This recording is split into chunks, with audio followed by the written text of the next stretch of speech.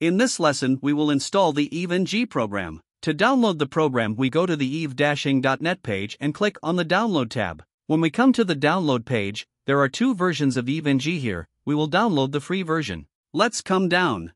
We will download the free EVE Community Edition version here. I downloaded the OVF file here and I will install it on Workstation Pro. After downloading this OVF file, you can also download and install the client integration package for Windows and Mac below. Inside the Mac installation package are programs such as iTerminal, VNC, and Wireshark. The Windows integration package also includes programs such as Wireshark, VNC, and PuTTY, from which you can download and install. First, let's set it up, and then we install the integration package. Now let's open Workstation Pro and import our OVF file.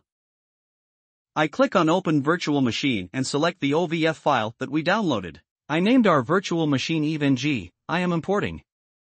Here we log in with the root user. In our default password we can click EVE. Here we change the default password. I write home again. Here I also leave the host name as default. You can type domain name here. I am writing yb.com. We choose the static. Our IP address is 192.168.1.0.220. Let's write our subnet mask. My default gateway is 192.168.1.0.1. I write Google's IP as DNS. I write the IP 8844 to the second DNS server. Here you can type the NTP server address or go blank. Here I continue by selecting Direct Connection. Now we can connect to EVE-NG by typing 192.168.1.0.220 in the web browser.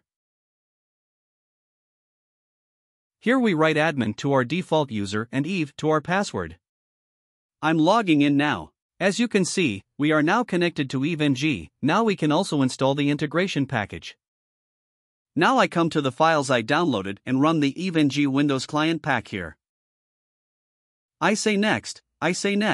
Here it shows the programs it will install with it. You can choose the programs you want here. I'm not building Wireshark and Ultra VNC either. I'm going to say next.